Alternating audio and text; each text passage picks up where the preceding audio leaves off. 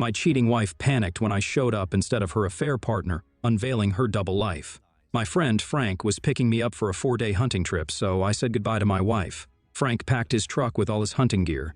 Preparation was essential for success. He uncovered the truck bed and opened a drawer behind the cab. "Put your rifle here," he said, pointing to the box. I placed my rifle in the gear inside. I got into the cab and glanced back at the house. The door was closed. Frank drove to an old family cabin now managed by his Uncle Bob, who couldn't get around anymore, so Frank took care of it. "He's made major improvements," Frank said, "like better insulation and a more efficient wood stove, so we won't need parkas all the time this season." He added a satellite dish for TV and internet. Frank continued, "There's no reliable cell coverage, but you can use WhatsApp over Wi-Fi if you want to call Maeve. She doesn't expect a lot of contact." I replied, "And I like being out of touch, so I won't mention the internet." We watched Sports Center during dinner. Later, I read a John Sanford novel while Frank used his laptop. We were sipping our second beers of the evening. We weren't just out for a drunken boys' trip. We wanted to test ourselves against nature and hopefully get some venison. "Oh crap," Frank suddenly exclaimed. I closed my book, looking at him. Frank's eyes were glued to the screen as he scrolled. "Holy double crap," he said, then looked at me with doubt on his face. I bookmarked my page. "What's up?" Frank, was he reading the news? Did something happen to Maeve? His voice dropped. "Oh crap, you need to see this." He turned the laptop toward me. I got up, crossed the room, and sat down. I expected a terrible headline, but it wasn't a news site. It was a social network. On the screen was a picture of Maeve smiling. I always thought her smile looked evil. I looked at Frank. "What the hell is this?" "Sorry, Matt, it's a dating site," he replied helplessly. "A dating site?" I couldn't believe it. After Tracy and I broke up, I was in a bad place for months. I did nothing. Eventually, I started using Tinder and other sites to meet women. I stared at him. Some of these sites skip dating and go straight to hookups. Frank lightened up. "I did get lucky a few times, but there are wives on there too." "Wives?" "Yes, some wives and many husbands looking for fun on the side." I looked back at the screen. Another picture of my wife appeared. My gut clenched. Look, Matt, I've seen a lot of fake profiles. They use women's names and images without their knowledge. Maeve might be a sufferer. I've never seen her on these sites before. I hoped that was true. As I examined the profile, the photos were definitely of Maeve. Had they been hacked? One detail stabbed me in the heart, the outfit in one photo. I bought it for her last Christmas. The picture was less than a year old and I didn't take it. I started reading, "Can you help me with my daddy issues?" And I don't mean sugar daddy. I think my dad has always want to, but he hasn't yet. I think about what it would be like sometimes. I imagine my dad now, middle-aged but still hot. Sometimes I picture him young. I even imagine a viral, retired man. Daddy's girl would be happy to help, so if you're clean and fit the description, please send a photo. I'm alone for the long weekend and would love some engaging daddy-daughter time. Below the profile was a box reading, "Current status closing soon." I looked at Frank. "Daddy issues? What the hell?" "Maybe this is good," Frank said quickly, seeing my reaction. "Some cheating wives aren't unhappy with their husbands. They just have fantasies they're uncomfortable sharing. And maybe it's about trying something new, or they have daddy fantasies." Frank shrugged. I read further, feeling a lump in my throat. Frank said, "You found double crap indeed. Dad's family is from Greece and Italy, so he has a classic Mediterranean look. Dark eyes, dark curly hair, a strong nose with a slight Roman hump. If that's you, I'm looking forward to a daddy-daughter date. If you're 6 feet 5 inches tall with the build of a long-distance runner, it'll be a hot date." "What? What?" Frank responded. "I thought you knew, but clearly you didn't. Not a clue, man, not a clue." We were both confused. Ma's father, Sean, is a pale-skinned Irishman with rust-brown hair. The description fit me, not him. Then I reached the triple crap. Under Ma's profile was a box that said, "Join the chat room." I scrolled through the messages and saw one that struck me. "Hi, I've had a lot of free time this month. Do you have a place for me?" Maeve replied, "Oh yes, I can make room. Let me know when I can see you again. Did you have a good time last month?" "Screw me," I said, stunned. "She's been doing this for a while." I looked at Frank. "Can you tell how long she's been on this site? Maybe she's doing it for money?" I recoiled, half expecting to see Maeve on a live feed. Frank took the last step and navigated the site. "As far as I know, it's just a dating site. It's not set up like she's running a business. It looks like she's doing this for fun," he continued.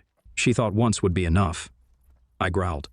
"If it really was only once, she's having a whole weekend while I'm away. Whoa, Matt. It's a pop-up site for speed dating, not long-term relationships. Make a date with her, I said. What? Swipe right or whatever and see if she's available this weekend. I want to know if she's really having fun while I'm up here. I could try, he said reluctantly, but I don't fit the description. She wants to see a picture. It hit me. She wants a picture of me.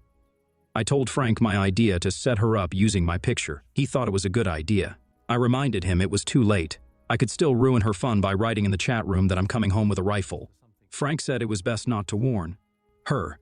She said she's free Friday and Sunday, so she'll make a date for then. Frank and I had taken Friday and Monday off to maximize our hunting time, so I wasn't expected home until Monday afternoon. If you text her now, she'll have time to get her lies together. His voice tinged with anger, and I remembered his wife Tracy had left him for her boss. If we go now, you'll catch her in person with proof. He grinned as he looked at Ma's profile. It was a little over 3 hours home. We discussed our options, preparing May for our arrival, following her to her dates, and catching her daddy. The most serious topic was the inevitable divorce. Frank's experience with divorce law was painful, but it would help me. 2 hours later, we were on our third repeat of plans, driving mostly in silence.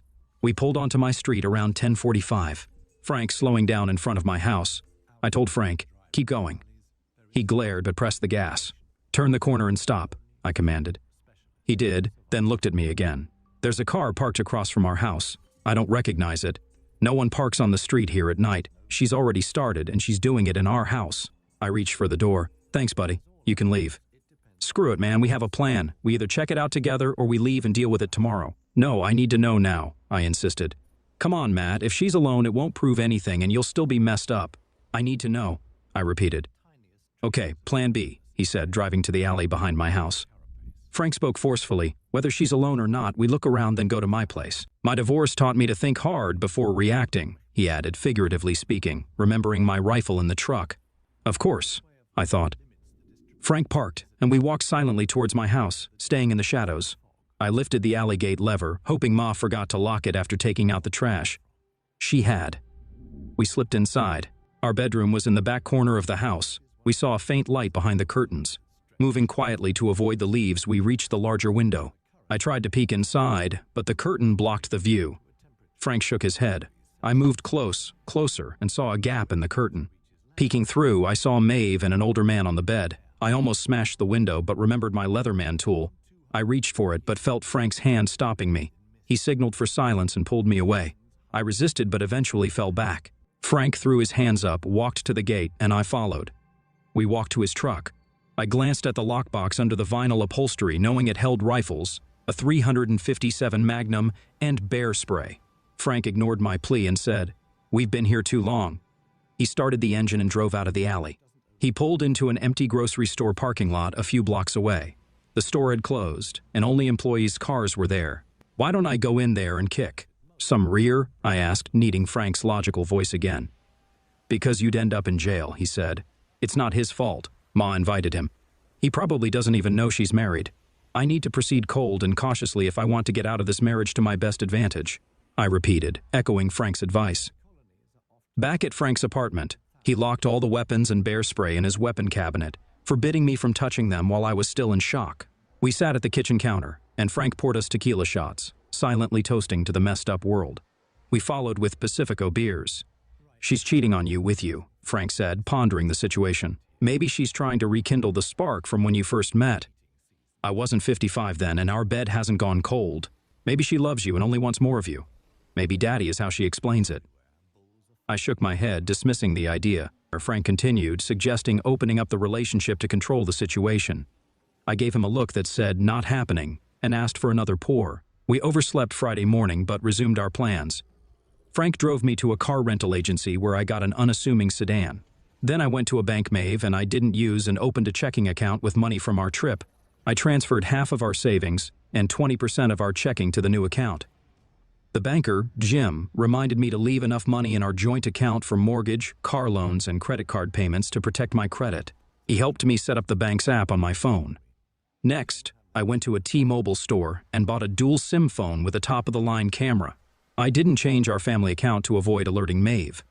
Frank convinced me to use our time until Monday to my advantage despite wanting to confront her immediately. "Sir, is everything okay?" I blinked and realized I was still at the team mobile table.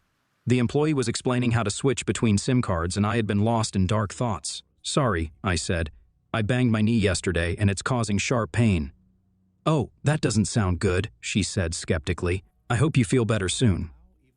She continued her explanation, and I left the store limping. Frank and I met at Starbucks and discussed the next phase of our plan over coffee. We then headed back to my neighborhood. We left Frank's noticeable truck in the same supermarket lot as last night, now filled with cars. Frank drove us in my rental to my house. This time my car was in the garage, but Ma's car and the red Hyundai Accent were gone. We reached the alley and I jumped out and entered through the back gate, which Maeve still hadn't locked. I thought about reminding her to lock it, but then I realized I was lucky she didn't. Entering through the front door might alert neighbors, so I stuck to the plan. Frank took up his position in the supermarket parking lot.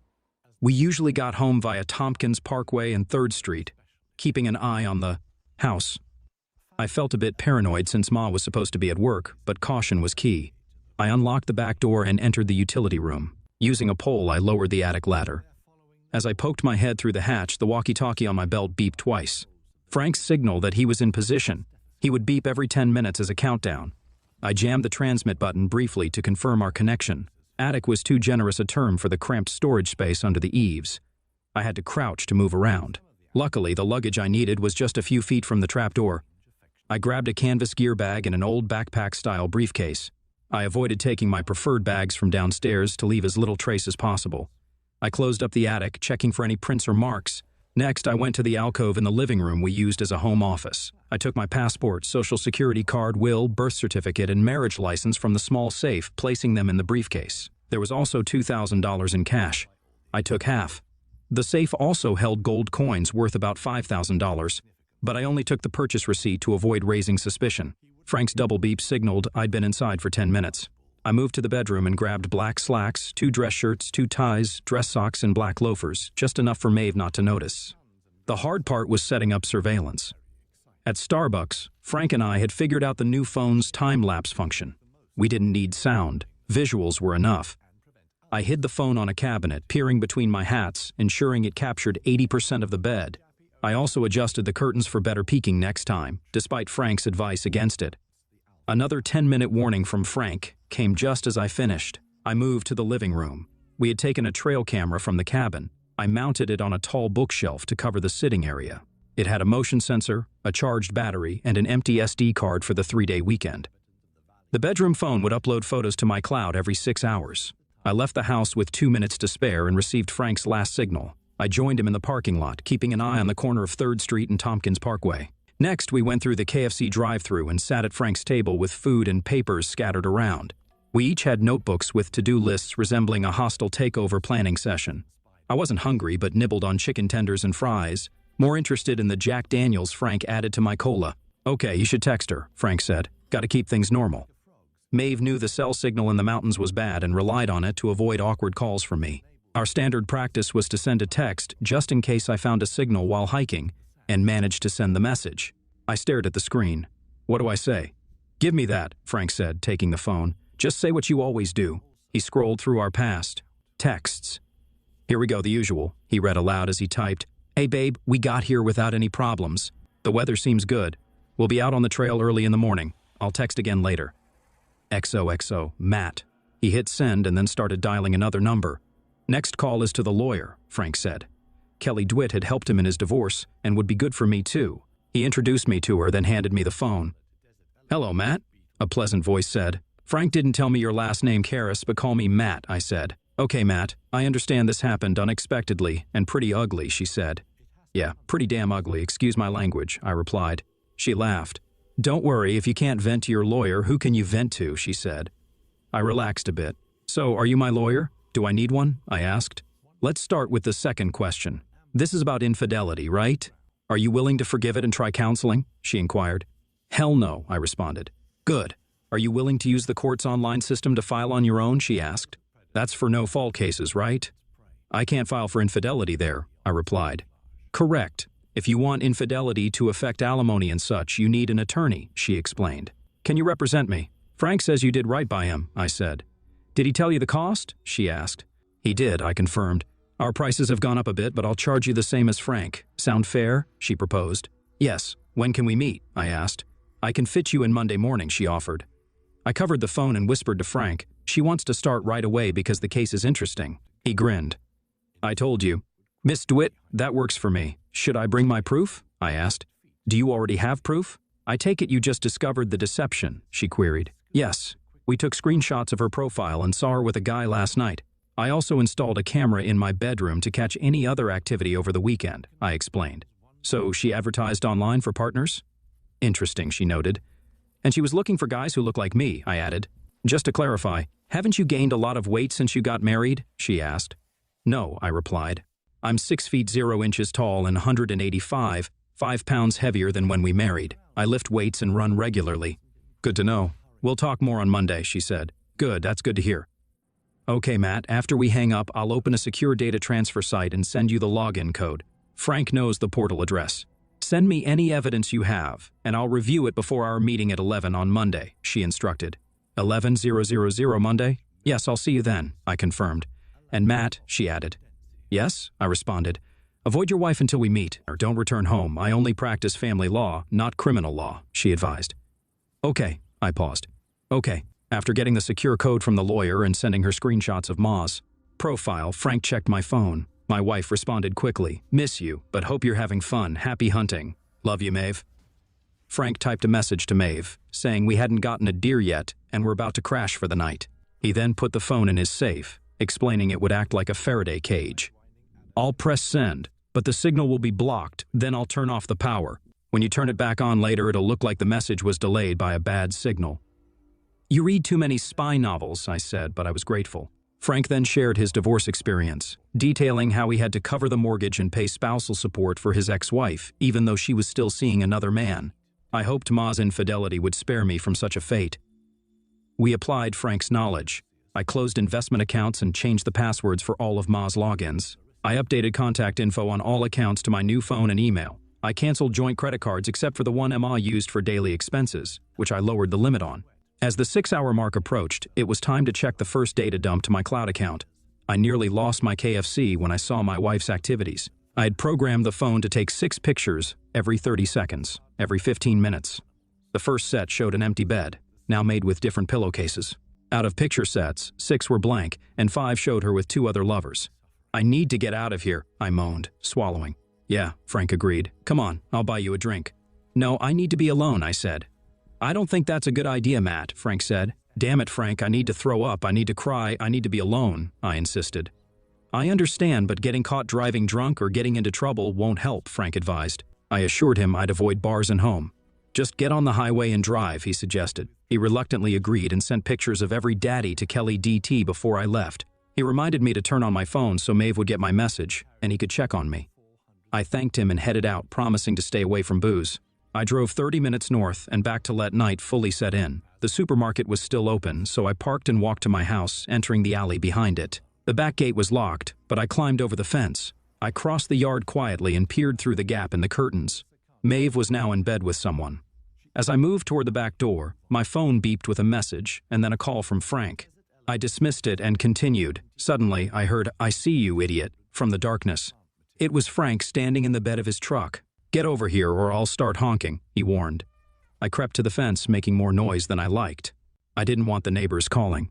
"What the hell?" I hissed. "She's in there with some toy soldier. I'm going to teach him some manners," Frank declared. "Get out of here or I'll call the police myself," I threatened. I climbed over the fence into his truck bed. We drove quietly away and stopped at a bar on Tompkins Parkway, 2 blocks from the supermarket.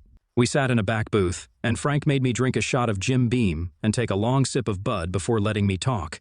"I've had enough. She's turned my house into a strumpet house. I'll never sleep there again, but I'll be damned if I let this disrespect continue," I vented. "Okay then, let's stop it," Frank said, catching me off guard. "What?" I asked. "Give me your phone." He took it, went to my contacts, and called Maeve. He put it on speaker. After 5 rings, she picked up, gasping. "Matt, why are you? I mean, what a nice surprise, you must really miss me," Ma said. "Hi, Maeve, it's Frank," Frank responded. "Frank? Why are you calling? Is Matt okay?" she asked, concerned. "He's had a little accident. It's not too serious, but I might take him down the mountain tonight. Just wanted to let you know," Frank explained. "Oh my God, what happened? Can I talk to him?" May asked, panicking. Calm down, it's not that bad. He fell and hit his head on a tree branch and is sleeping with an ice pack. If he acts weird, I'll take him to the hospital, Frank assured her. Do I need to come? She asked. No, like I said. Frank ran his thumb over the microphone and dropped the phone under the table so there's no reception. Frank, I didn't hear that last part, Maeve said, confused. Frank stroked the microphone once more. Lie, 1 bar now, more later. Then he cut the call off. Okay, Frank said. We've stopped it. I laughed for the first time in 24 hours. After hanging up, I needed to know if the prank worked. Frank was sure Ma would throw out the soldier and cancel her dates if she thought I was hurt. As we walked from the bar to my house, Frank mentioned that Maeve likely made her visitors park outside the supermarket to avoid suspicion. How considerate of her, I grinned. Shh, I think that's him, Frank said. Ahead, a man in an army uniform was walking toward us. Frank positioned himself between us. Good evening, Frank addressed the soldier, who grunted in response. Frank stopped and turned, making the soldier halt and face us. He looks like you when you were younger, Frank said to me. The soldier furrowed his eyebrows, then his eyes widened as he looked between us. Young daddy, meet your real husband, Frank said. You like married women, don't you? I growled.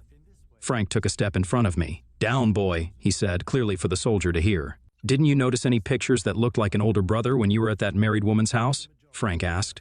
Now I saw his anger. My buddy had been calm, but facing this situation, his own pain surfaced.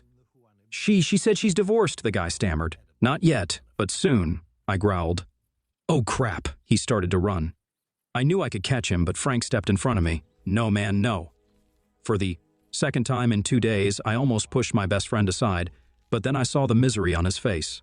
I lost Tracy to a cheater. I don't want to lose you too. I relaxed, but still wanted to go after the soldier.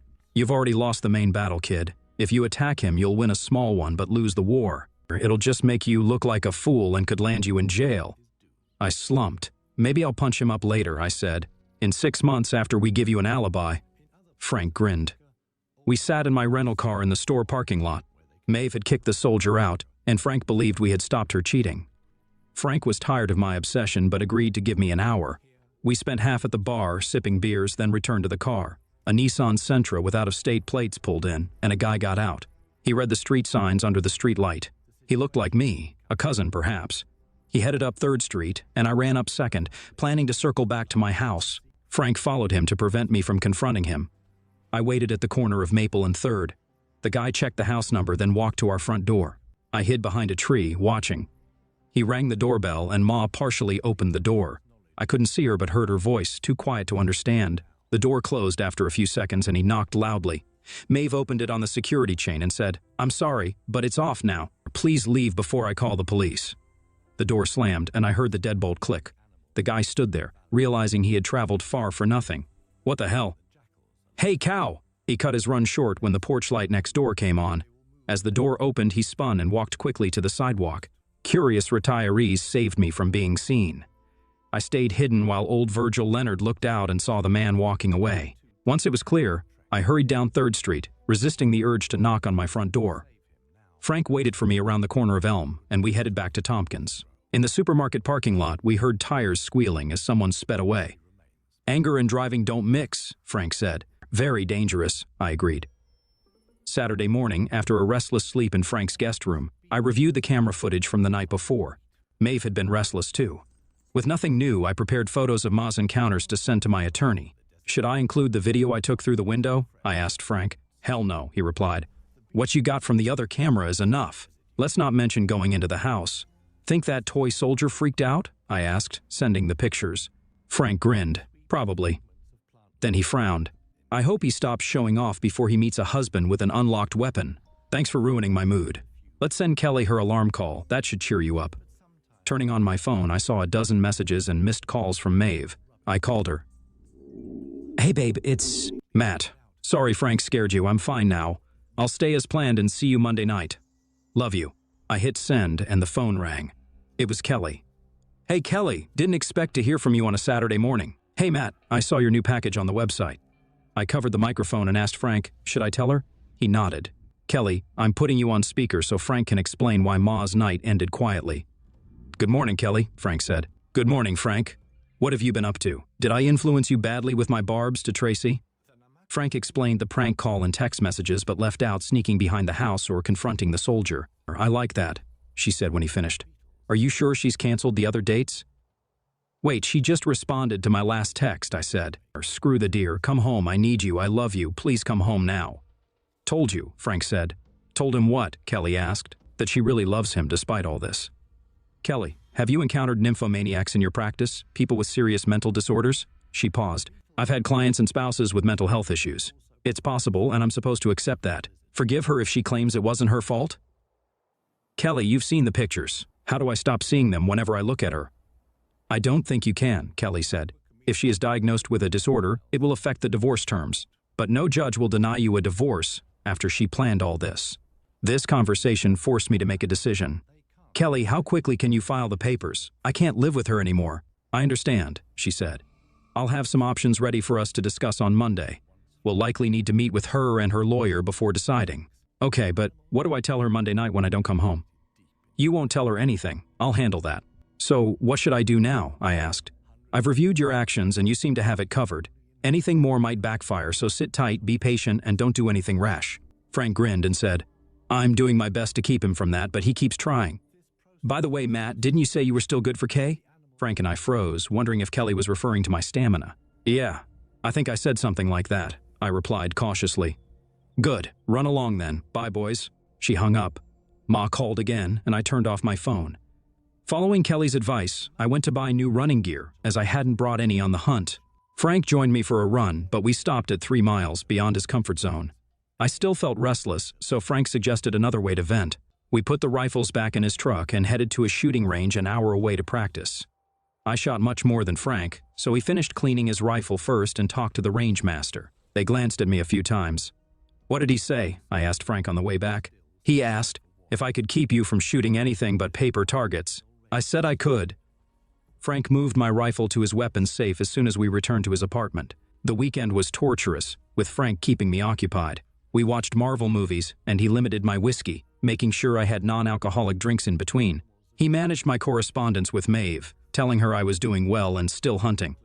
On Sunday, he texted her that I planned to spend the day in a tree stand. She's starting to call you an idiot for not coming home. Frank laughed. Wait until she gets served with divorce papers, I replied. A part of me enjoyed the payback, but mostly, I was miserable.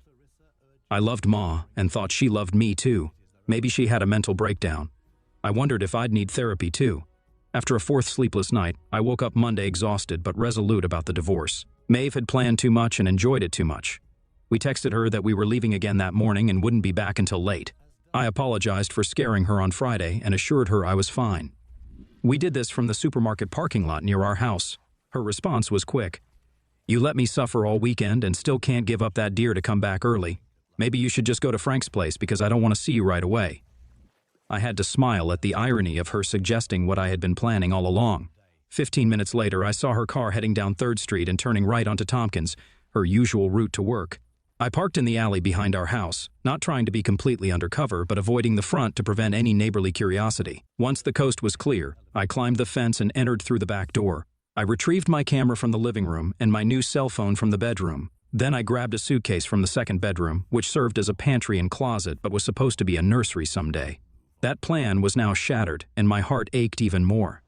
I filled the suitcase with more clothes, gold coins from the safe, and my laptop. I figured she would hear the bad news from Kelly before realizing I had been in the house. Back at Frank's, I pulled the SD card from the camera and plugged it into the computer. Exhausted, I brushed my teeth and collapsed, fully dressed, onto the bed until Frank called to tell me the videotaping was over in the living room. Frank was making breakfast sandwiches in the microwave, and coffee was brewing. Ah, the bachelor life. Check out the rest of the camera footage, he said. It'll make you feel better. My laptop was on the coffee table with a shot of whiskey next to it. On a Monday morning, and I was already embracing the life of a divorced man. Why not? I downed the shot and braced myself to watch the footage. Frank was right. The video from Friday night to Monday morning was more entertaining and informative than expected. After the soldier left, we saw snippets of Maeve pacing the house, phone in hand, talking or texting, trying to check on me. This continued all night Saturday and Sunday. She looked increasingly irritated as I brushed off her concerns in favor of hunting. I noticed how Maeve cleaned up, putting back items in the living room that had been missing, mostly pictures of me.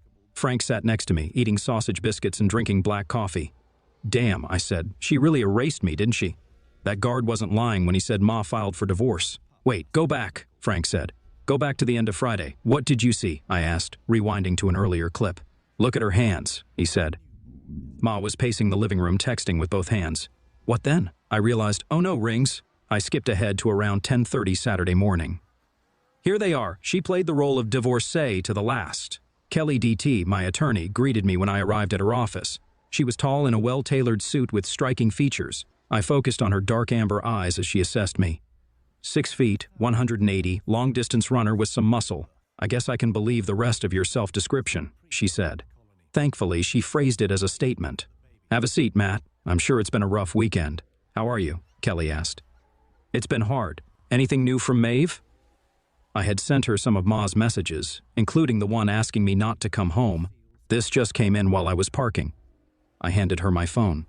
Baby, please ignore my last message. Yes, I'm mad, but I need you home. I'm dying here without you, please, Maddie, Kelly read aloud.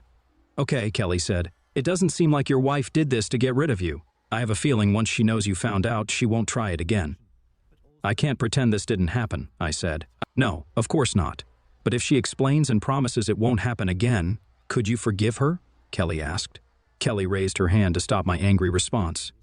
I have to ask about reconciliation, Matt. The judge will insist, and I get the feeling you still love her, she continued. I do, but I don't see how I can. You saw pictures and clips, but you didn't sit through it all, I said. Kelly didn't need to ask what I meant. She simply said, I understand, but as a family lawyer, I have to see if the family can be saved. Maeve will likely fight to keep you two together, but no, she can't force you into marriage counseling. I'm sure not in this case. Okay, tell me your plan, and let's work out the property and financial details.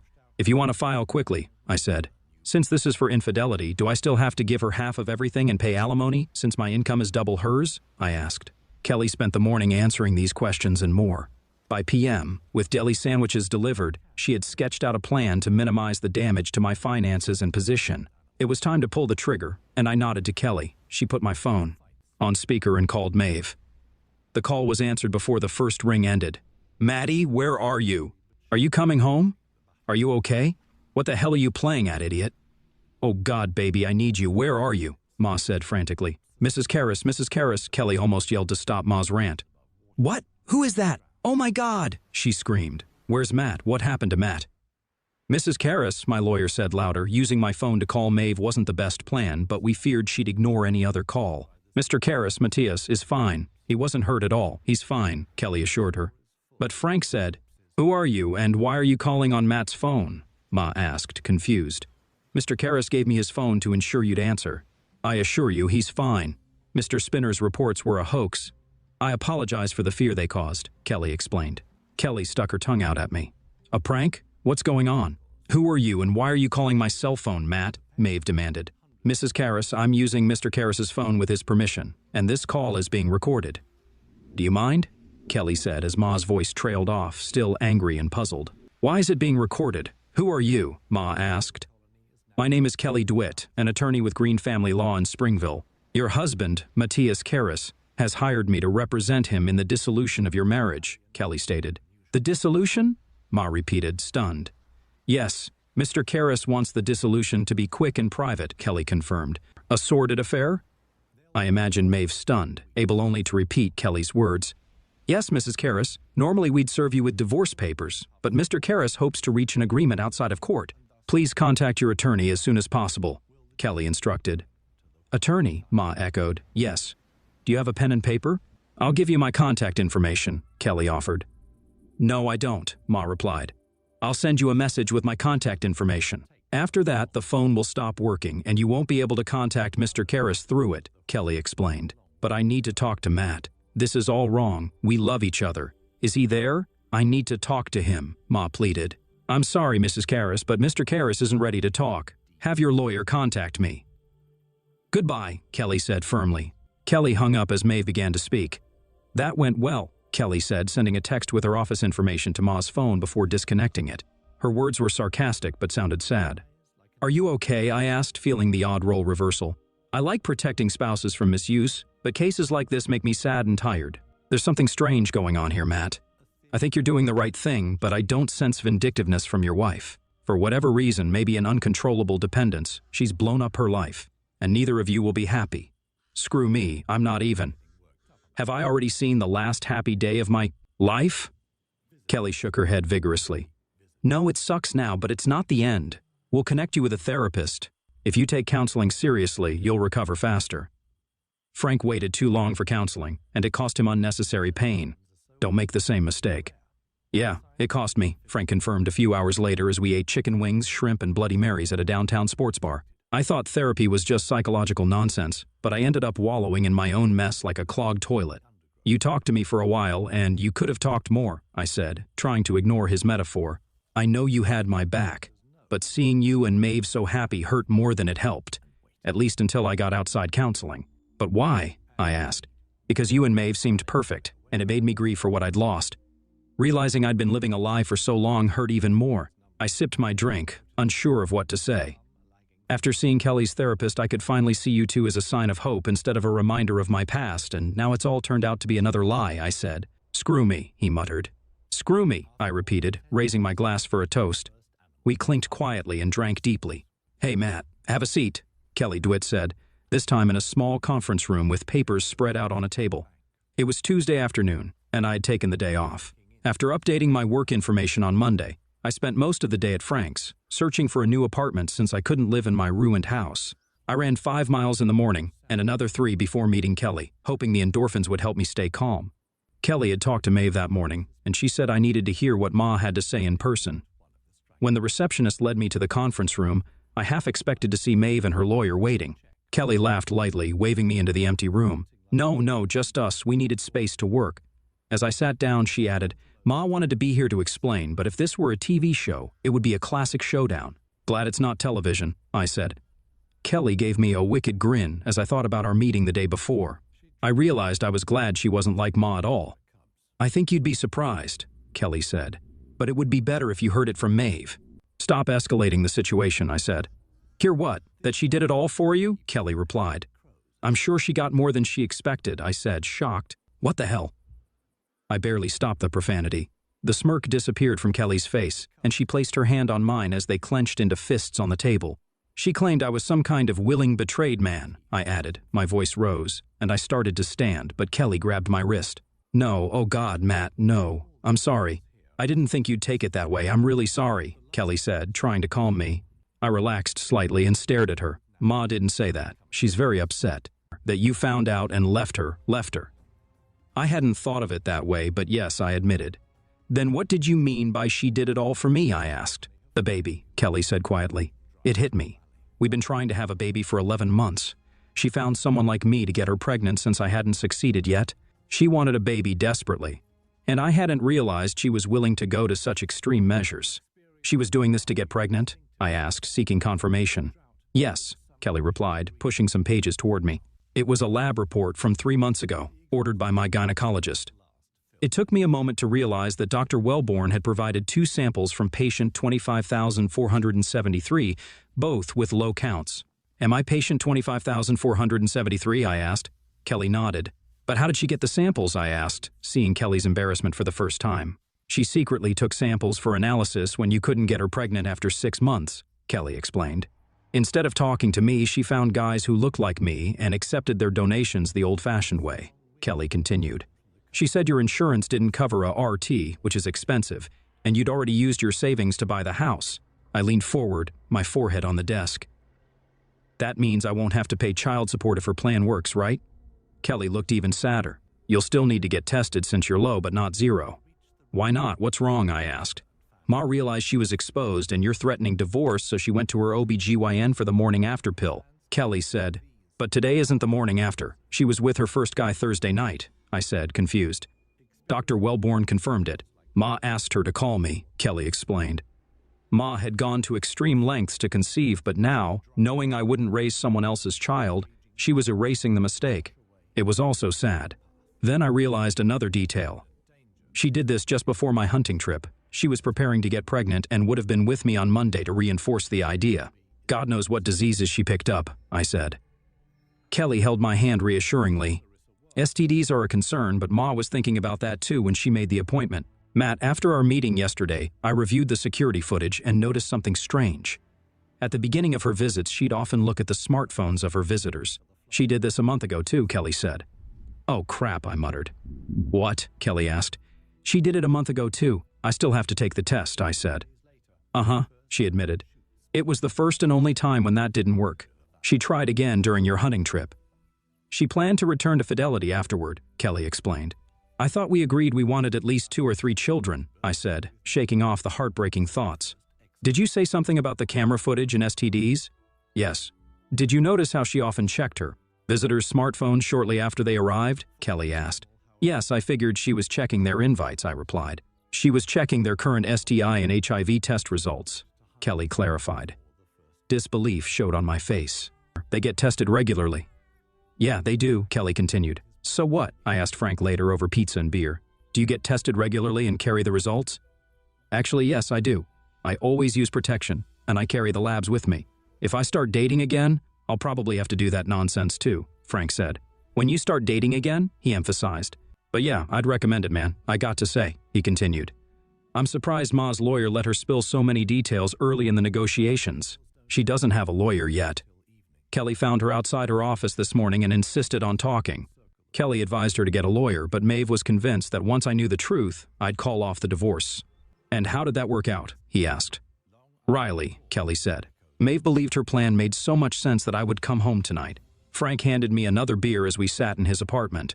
I planned to stay there until deciding if I could live in the same town as Maeve, let alone the same house. A week and a half later, I was back in the conference room at Green Family Law. Kelly and I sat on one side, Maeve and her attorney on the other. Mr. Karras, Mr. Witt, said the balding lawyer. We have 2 problems. First, Mrs. Karras wants to stay married. Second, if reconciliation is impossible, the proposed agreement is insufficient. It suggests a 50/50th division of property but doesn't include all marital assets, and the proposed spousal support is too low and short-lived. Kelly tapped my foot under the table, signaling, I told you so. I acknowledged it faintly. Mr. Philpott, Kelly interjected. Mr. Karras has agreed to pay 60% of your fees as part of the assets. This shows remarkable fairness for a man who has been wronged. The judge will take note of this if we can't resolve these issues here. I wanted the case over with and for Maeve to be treated fairly, not to get half of everything, but to avoid living in a disadvantaged area or moving in with her parents. She refused to get a lawyer, thinking we shouldn't divorce. With her salary, she could only afford a subpar lawyer, so I asked Kelly to find someone decent for her. And Kelly continued, What about my client's quality of life? You've seen the evidence, Mr. Philpott. Imagine what he goes through every night with those images in his head. It was dramatic, but Kelly wasn't exaggerating. I struggled with therapy, although Kelly and Frank assured me it would help. Ironically, the psychiatrist consultation was covered by my health plan, unlike Art, which could have prevented all this. I'm so sorry, Maddie, so sorry, Maeve sobbed. Philpott squeezed her hand again. Miss DeWitt, Philpott said, while I sympathize with Mr. Karras, our state's laws don't consider these matters in dividing marital property or awarding spousal support. Mr. Philpott, Kelly snapped, if your client doesn't agree to the negotiated offer, we won't file it. If we go to court, she placed her hand on a thicker pile of papers. This petition will be filed on the grounds of your client's infidelity. The settlement terms here are much less generous. I saw his hand tremble as he wanted to open the package but held back. Okay, I'd gotten Maeve fair representation while making this case public would embarrass Mr. Karras. It would be even worse for Mrs. Karras, especially since we will subpoena the names of all participants in her affairs and conduct a paternity test on the child she tried to conceive with them. Maeve gasped, then made a sound of deep sadness. Okay, stop it, shouted an indignant Philpott. There's no need to be so rude, Mr. Witt. Mrs. Karras took measures to avoid conception despite wanting a child with Mr. Karras, a desire he shared. My baby, our baby, I whispered. Kelly placed her hand on mine and pressed her foot against mine. But it would be ours, Ma exclaimed. It would be ours, yours and mine. The lawyers agreed to a short break. Kelly took me to her office while Philpott led Maeve outside. As we reconvened, Philpott continued, Mrs. Karras took drastic measures forced by her husband's stubbornness to prevent conception, even though it could have been Mr. Karras's child. Kelly stood firmly, sensing my anger. Her next words were softer, directed at Ma.